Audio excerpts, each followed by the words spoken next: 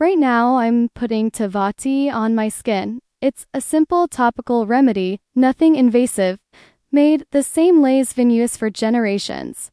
Just two ingredients, hibiscus bark and wild harvest coconuts, sustainably sourced from the Cook Islands where nature is treated with deep respect.